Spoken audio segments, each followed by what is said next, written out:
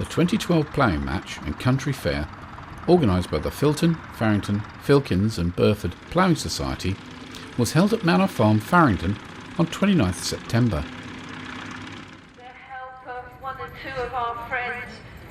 As in previous years, this was a mixture of the ploughing competition and a country show, which provided entertainment for all the family.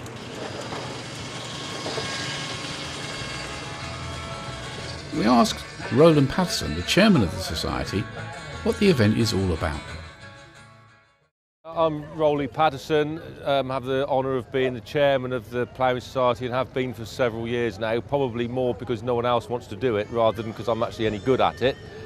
Historically, the society was a ploughing match without the country show. Ploughing match was started off very locally between local farms, local ploughmen, and evolved into what we now know as the ploughing match.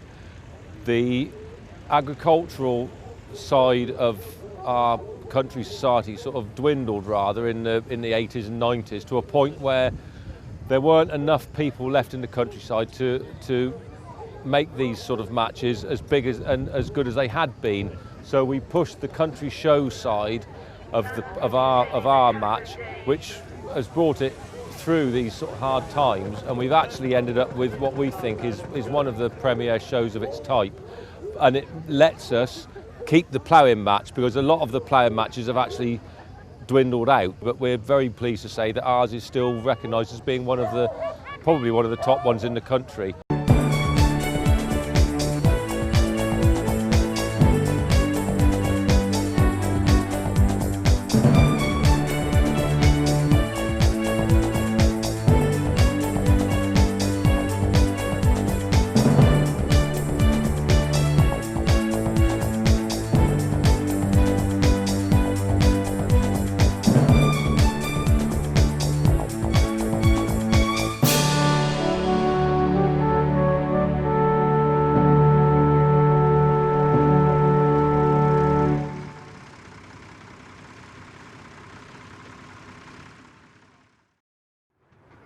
The match plots were laid out around the farm, reflecting the various classes of the competition, and the ploughmen, with their mainly vintage tractors, were soon lining up at their starting pegs, and under the watchful eye of the stewards, were making that all-important first furrow.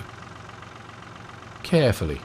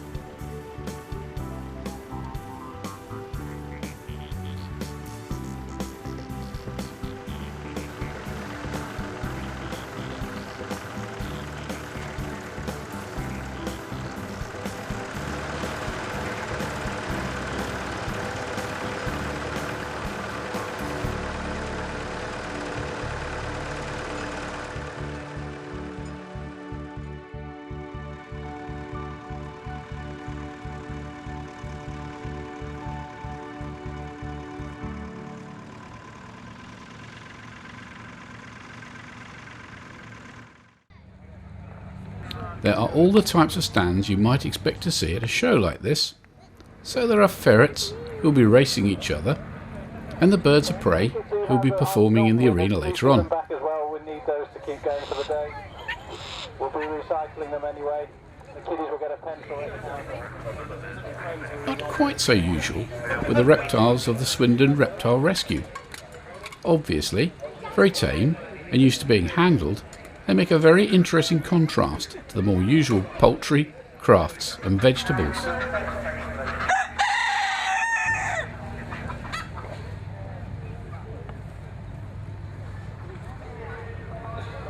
As well as stalls and stands around the show site, there are various demonstrations of vintage agriculture and rural activities to be seen.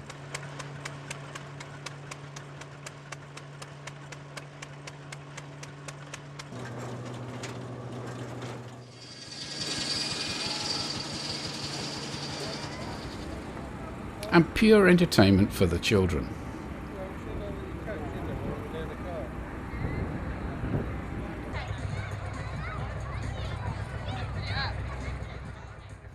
there are a number of steam engines at the show, some actually working, like these steam ploughing engines, which we will see more of later. But in particular, this 1919 Garrett general purpose or steam tractor provides a direct link with this farm in the early 20th century.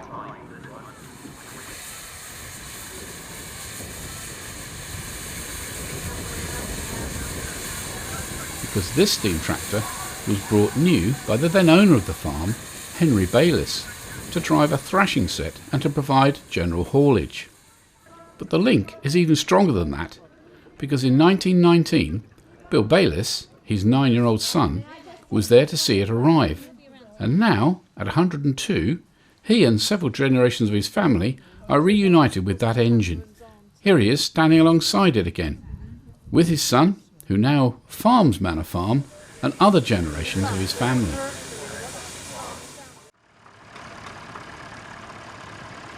The ploughing is now well underway, with these garden or horticultural sets also setting about their plots.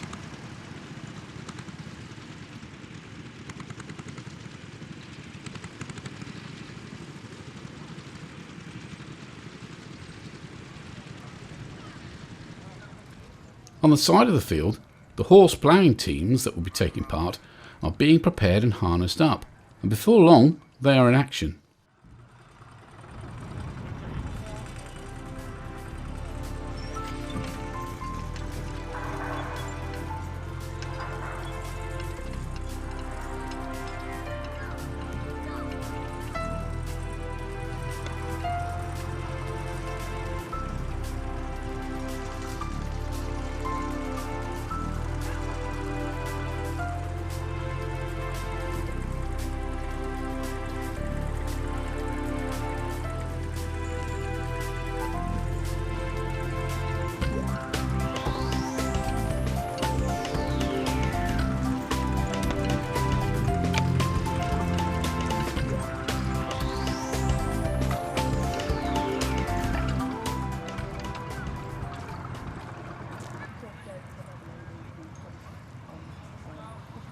As well as the traditional single-wheel ploughs guided from behind, some of the ploughmen are using ride-on ploughs. These tend to be from the USA.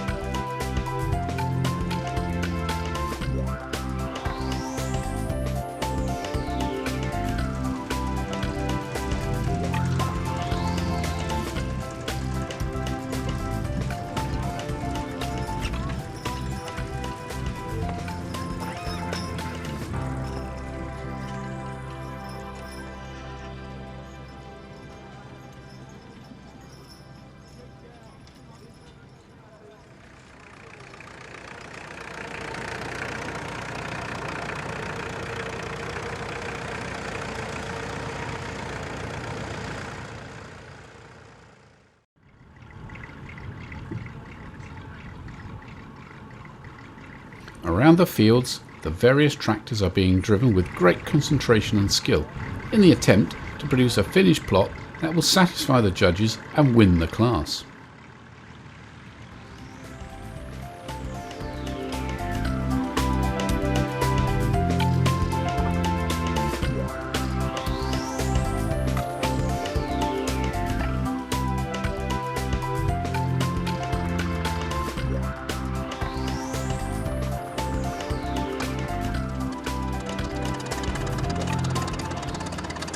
This big caterpillar crawler may well have been used in the past for ploughing where the ground was either boggy or really heavy, but also being demonstrated as part of the show was the method of heavy ploughing that this crawler would have replaced, ploughing with specialist steam engines.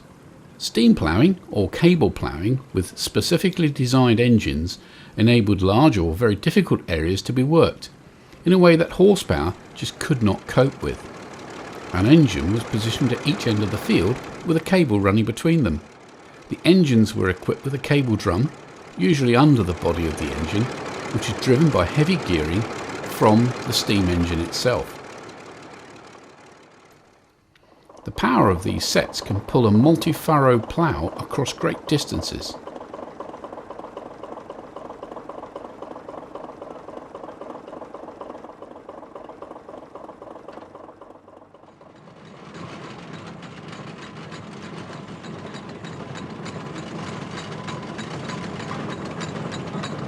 On the other side of the field is one of Michael Davis's engines, which he recovered from Mozambique in the 1970s, restored, and now operates exactly as it was originally intended to.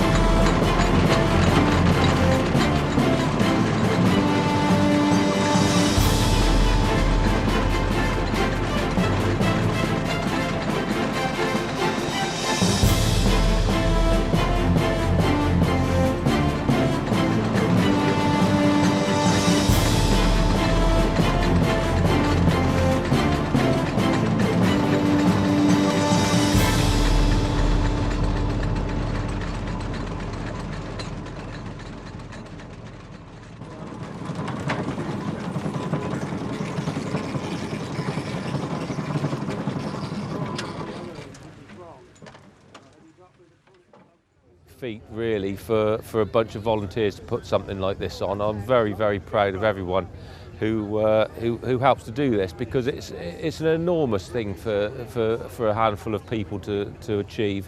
Next year we're at Faringdon up on the A40. We've been there twice before in my time, and that's a wonderful sight, just the same as this.